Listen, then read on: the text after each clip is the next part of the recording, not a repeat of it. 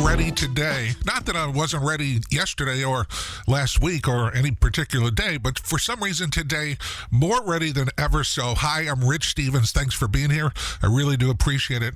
There's some things I've got to tell you today. And again, we're going to jam pack in as much as we can, but yesterday, about 50 U.S. Special Forces personnel were removed from the zone of the Syrian-Turkey border, according to the White House. Now, the move is not the beginning of a formal pullout of Syria. Now, the officials said that pulling U.S. forces from the area was in no way a green light to a potential Turkish massacre of the Kurds. We're just simply protecting our troops, which President Trump reiterated yesterday. But of course, the left right away is all over this, that we're pulling out and we shouldn't be pulling out and blah, blah, blah. 50 troops. It's not like we pulled out 25,000 troops and we're just letting, the area just go to hell. It's nothing like that at all. I mean, we've been there long enough to train side by side with the locals so they can, defend themselves. And it's gotten to a point where it's just so dangerous. Why put at risk these 50 American soldiers? So I agree with that. I just wanted to tell you about that. I also want to tell you that there will be no Rich Stevens show tomorrow because of Yom Kippur, which starts tonight at sundown. Good Yontif. And I got a story that is just, time. They say the timing is everything. And this is one of those stories that might have some people up in arms. I'm not a tremendous fan of frozen bagels, although I will buy bagels. Like, I'll buy bagels at Costco, which I like, and I'll slice them up, put them in a freezer. Is that a frozen bagel, or is that a fresh bagel that's frozen? I don't know. You tell me. But anyway, there was a cop that was spotted a truck pulling a trailer that was smoking really bad in the rear axle. And by the time he turned around to assist the driver, the truck's brakes were on fire and the flames were spreading to the rest of this trailer. It's an 18-wheeler. Now, firefighters eventually put out the fire, and the highway was closed down for hours so crews could clean up 38,000 pounds of frozen bagels. Yeah. Can you imagine, right before the holiday, too? Because when you do the break fast, one of the main things on the table is the bagels and lox. So 38,000 pounds of bagels frozen. I mean, that's just, the timing couldn't be any weirder. But you see, here's the thing. I'll give you an example. My mom loves like an extra toasted bagel, like extra crispy. I'm like the opposite. I'd rather eat a cold bagel, not a frozen bagel, but a cold bagel that's not toasted. But then again, it depends on the bagel. I'll take an everything bagel from Costco anytime and eat it rather than toast it. Although sometimes I do like it toasted. It just, I guess it just depends on my mood. One of the other stories I want to get to is something that happened yesterday also. Happened yesterday morning, as a matter of fact, right here in Miami. And these are the kind of things that scare the hell out of me, because we have to think that after 9/11, or at least they want us to believe that after 9/11, we're safer. I'm here to tell you, for the 100,000th time, we're not. It appears in some situations that we might be, but I don't think we are.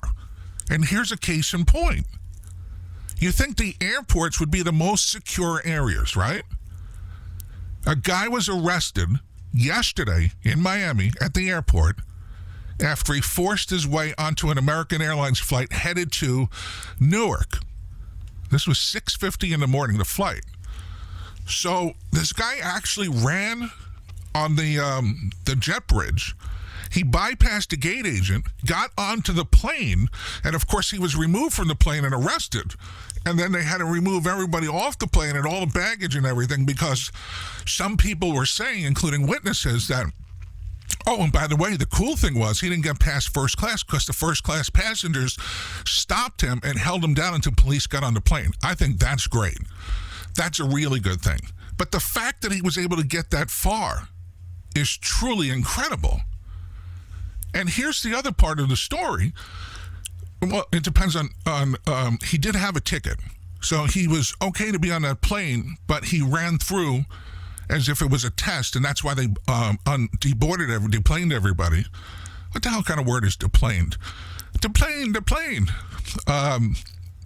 And just to make sure that it wasn't a kind of a diversion for something else. So after all this was said and done, about 10:30 yesterday morning, the flight finally left Miami, and that passenger was arrested and at this time still in jail, waiting to figure out what the hell he was thinking. Actually, they Baker Acted him. I'm sorry. They Baker Acted him, so 48 to 72 hours he's in a hospital in Miami. Speaking of hospitals, even that wouldn't help Lori Loughlin. Remember that her and Felicity Huffman and a few other Hollywood celebs went through that whole thing with the college admissions scandal where they bought their kids' ways in with tons and tons of money. Well, the prosecutor in what they're calling the Operation Varsity Blues case praised Felicity Huffman and warned Lori Loughlin about a long-term prison sentence. Now, the U.S. Attorney Andrew Lelling, called the Desperate Housewives actress classy for admitting that she was culpable and taking responsibility for her actions. He then talked about Loughlin, saying if she is convicted, we would probably ask for a higher sentence for her than we did for Felicity Huffman. And then he went on to say, I cannot tell you what that would be, but the longer the case goes, let's say she goes through a trial, if it's that trial, we would ask for something substantially higher. If she resolves it before the trial, it would be something lower than that. You know, I learned a long time ago from a very close friend of mine that he told me, I think my mom also taught me this when I was younger, when I was a kid growing up in the Bronx, that everybody makes mistakes. If you make a mistake, come clean right away, and the consequences will be a lot less. Here's a perfect case in point. I mean, think about it. Instead of her being such a snobby bitch, and let's face it, that's what she is, she's going to end up with a lot of time here. I don't think she's going to be able to pay her way out of this one at all. It's October, and that means everything is Halloween themed. Although when you walk into Costco, I guess they skipped right over Halloween and went right to Christmas. I was shocked the other day when I walked into Costco and saw all the Christmas trees up already. And all the, I guess they did have some costumes, but the first thing you're hit with is the Christmas stuff and the gifts. And then you see, some kids' Halloween costumes. But it's that time of the year when everything is, Halloween. And like I said, Costco with the Christmas stuff. But Krispy Kreme has now come out with new donuts that include the Slimin', which is made with an original glazed donut filled with lemon and topped with bright green icing. And then they have the Mumford, which is a mummy-themed donut made with an original glazed topping with a wrapping of white and purple frosting. And then the third new one is the Hypno Henry, which is a glazed donut filled with cake batter and topped with yellow icing, orange sanding sugar, and a white frosting swirl. You could get them now at Krispy Kreme all over the country, and they're going to stop selling on Halloween Day. But they also announced that those who dress up for Halloween will get one of these donuts free, which is kind of cool. But I saw pictures of them. They don't look appetizing. And I always wondered why, places like this, it's kind of like, and I have nothing against these businesses. I have nothing against Krispy Kreme. I just don't happen to like Krispy Kreme donuts, but that's another story. The donuts itself, not the company. IHOP is doing this promotion with the Addams Family movie. And I'm sure you've seen the commercial where they have these special things with the purple whipped cream and the pancakes and all that crap. It doesn't, now I get it, it's for kids. But the movie is the movie for kids or it's a movie targeted towards adults. It's an animated feature, so you would think it'd be kids and maybe young adults, right? And I guess that's who IHOP is targeting in their commercials, because what they're saying is, they want people to come in and, the kids see the commercial and they, they'll just tell their parents that they want to go to get these Addams Family pancakes and such. I just, I'm not a fan of that kind of stuff. And speaking of kids, Researchers just recently surveyed over 1,000. You can tell my mind is over 1,000 adults about how much they pay their kids in allowance. You remember you get an allowance when you were a kid? For the life of me, I can't remember what my allowance was. And I have a pretty good memory of my childhood, but for some reason I can't remember that. I remember what the tooth fairy used to bring me. I remember that like it was yesterday. But anyway, 1,000 adults about how much they pay their kids in allowance and how they spend the money. And they found, and you better sit down for this because this is quite shocking actually. They found that the average allowance was $30 a week, which equals about $1,500 a year. $30 a week. Now, I don't remember what my allowance was, but I do remember it was nowhere near $30. Now, parents say most of the kids' allowance is spent on outings with friends, 45%, digital devices or downloads, 37%, or toys, 33%. I mean, can you imagine back in the day, $30 for an allowance? I mean, not for nothing, but I'm talking about like when I was less than 10 years old, I think. We didn't go out to restaurants or anything, or even up to, I think it was like 16 or 17, if I'm not mistaken, when we started going out where we actually needed money. But then, everybody had, or at least where I grew up, we had like little part-time jobs. One of the jobs I had was actually, there was this place in Yonkers, and it was called Meet Adele. It's right across the street, on Central Avenue, right across the street from the library. I wonder if it's still there. And the guy, I don't even know how it happened, how I got this job, but the guy had these flyers, these 8.5 by 11 flyers, like from a copy machine. I was going to say a mimeograph because that's when they made them back then. And all he wanted me to do was put the flyers under apartment doors. Like I'd go through an apartment building, stick them on the doors. And I got, I think he paid me like $10 an hour. And that was a pretty big deal. But it was a hell of a lot of work walking up and down hallways, and then you had a lot of buildings that you couldn't get into, so that kind of, ruined the whole thing. And then he said to me one day, why don't you try doing a parking lot at one of these places? I said, like where? And he said, well, how about Cross County? Or how about in the Alexander's parking lot, which is a little bit further up from the library. And then across the street from there is a place called Jeffrey Park, which was also apartments. And he said, just go through the parking lot, put them in. I said, all right. Just thinking back on growing up and having enough money to do things. I mean, what was there to do? We didn't do a lot back then. Where I grew up in Yonkers, we moved there, I think, when I was 11. My dad passed away when I was 10. May he rest in peace. And the big thing for us was sitting on the wall. There was a wall around all the buildings, and we just used to sit on the wall. And it was amazing because what would happen is if you were there and you just went down and sat on the wall by yourself and there was nobody there, within, no lie, within 15 minutes, you had at least 5 or 6 people there. And in another 20 minutes, there was like 10 people there. And it was the coolest thing. I know it sounds ridiculous, but it was the coolest thing because this was growing up in New York, where you could just be the first one, and all of a sudden people, and not only that, but people would then drive up and double park. And then I remember the police department used to crack down on the cars double park because people were complaining, and people used to yell out the windows because sometimes, oh my God, we were outside sitting on the wall after 11 o'clock at night. God forbid, right? But those were some great times. I mean, really, really good times. Especially if you were down and out, you could always go down and you knew somebody would join you soon. But you see, here in Florida, nobody, I know very few people that grew up here in Florida. Every once in a while I meet somebody and they say, they when I say, where are you from? They say, I'm here. It's always kind of shocking to me because the upbringing here in South Florida is very, very different. And I got to tell you, it's very different in other cities, too. I mean, I lived in Denver. There was no walls at apartment buildings. There was nothing like that. I lived in St. Louis. There were no walls. I lived in Michigan. There were no walls. Where else did I live? Orlando, same thing. Tampa, same thing.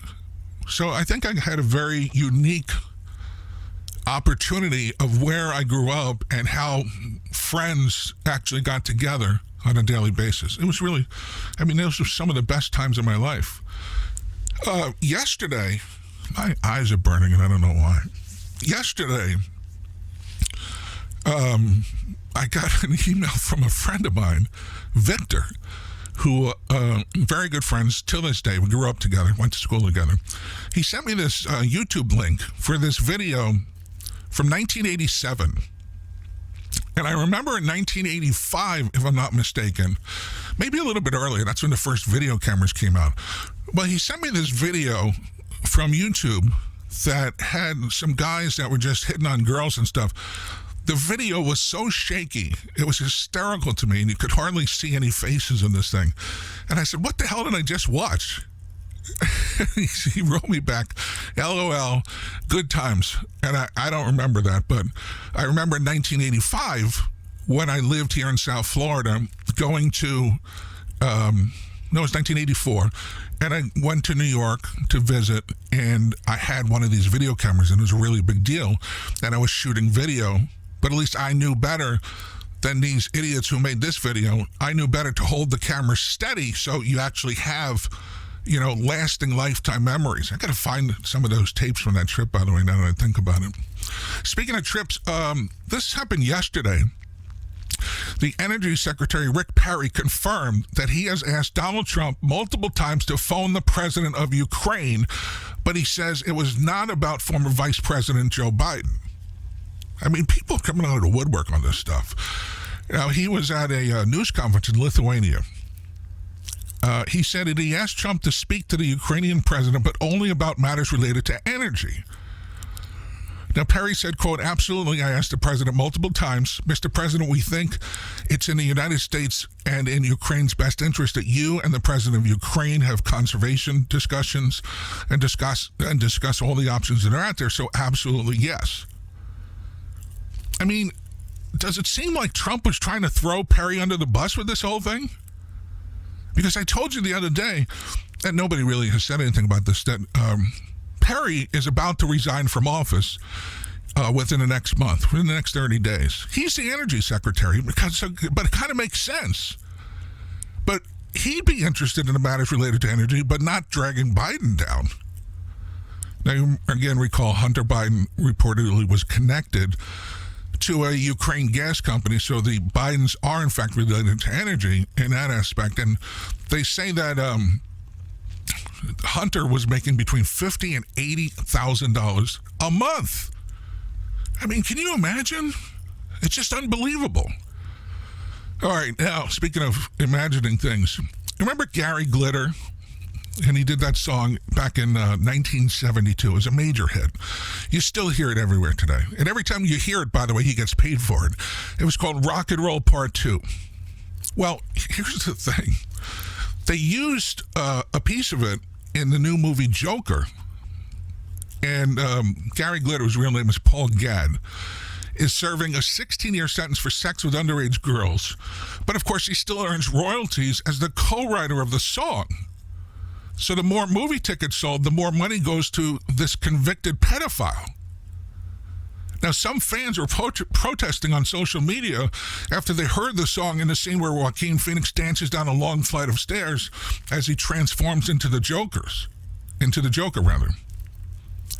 But this is the kind of thing, this is why you need to have people on your team that go through things and check things out. I mean, these filmmakers really blew it. They could have found another, kind of catchy song that the Joker could have danced to without any of this excess baggage. I mean, this really is a conflict between the art and the artist, but there's another controversy for an already controversial film, and that makes it even worse. Now, Gary Glitter had not been accused or convicted of any crime when the song was first released. Remember that Hey Hey song? It's still heard at sports events around stadiums and events all around the world. So my question is this kind of like the thing with Michael Jackson? This guy is in prison, and he's getting out soon, by the way.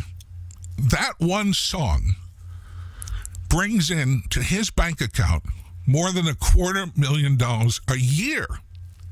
Now, I don't think, regardless of what he did, and I think it's terrible what he did, So I'm not condoning that. But, I mean, you did something and you earned it and you're getting your money for it. But it just seems a little bit weird because shouldn't they be taking that money, or shouldn't they require them to take that money and, pay it to the victims?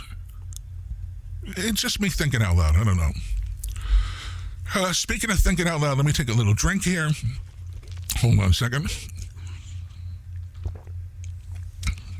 Thanks for waiting. I appreciate it. By the way, I'm Rich Stevens. If you're just joining us, I appreciate you tuning in. Apparently, the whistleblower is not alone, because on Sunday night, an attorney representing him says multiple whistleblowers have now surfaced, which is probably going to bring a lot more heat against Donald Trump and some members of his administration. The House Democrats continue to move forward with their impeachment probe by subpoenaing, is that a word, subpoenaing? Documents that are linked to Trump's attempts to get foreign countries to investigate former Vice President Joe Biden. Now, one of the attorneys who's representing the whistleblower tweeted yesterday, "I can confirm that my firm and my team represent multiple whistleblowers, mind you." And I told you this was going to happen. I told you this yesterday. In connection to the underlying August 12, 2019 disclosure to the Intelligence Community Inspector General. No further comment at this time.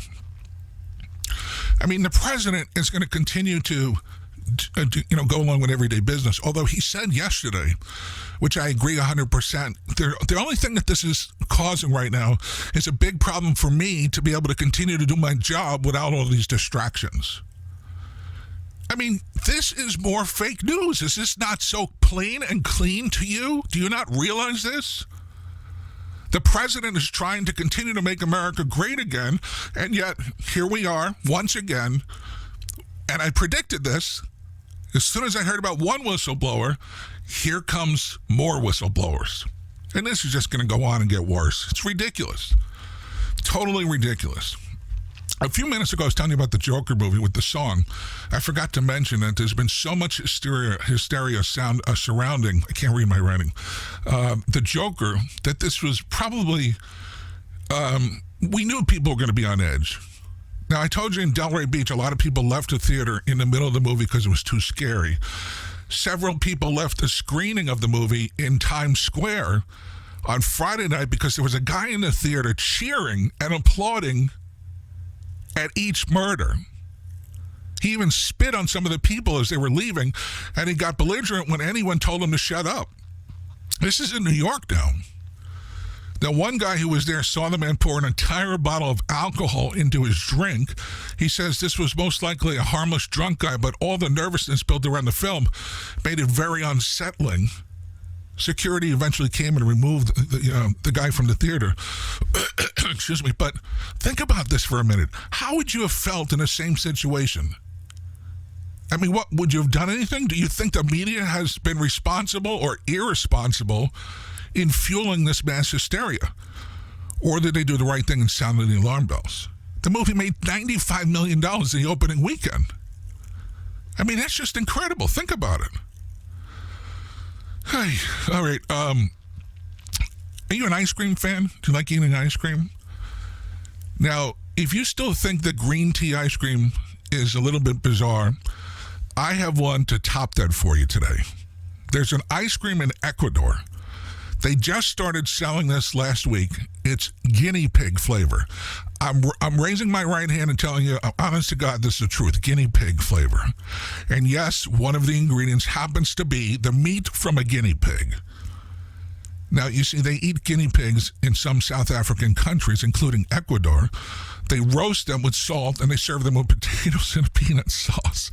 And this ice cream captures those flavors, and apparently it's selling really well. So I wonder if Ben & Jerry's is eventually going to, step forward and, maybe take an interest in this. I mean, that's got to be the weirdest thing that I've ever heard of. Guinea pig flavor ice cream with real pieces of meat from guinea pigs in it. And I know this is going to sound weird, but I have to ask out loud. Are the pieces cooked, or is this raw guinea pig meat? Actually, forget that. Cancel. Strike that. I don't want to know. Listen, I appreciate you taking time to listen to the Rich Stevens Show today.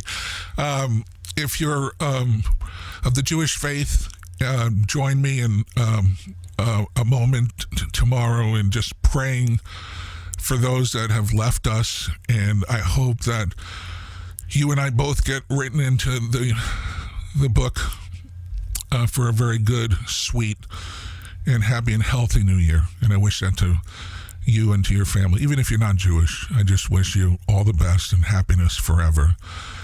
No more medical issues, which would be great for my mom or for myself. And I just hope it's the best year yet. Thank you so much for listening. It means a lot to me. And you're listening to The Rich Stevens Show.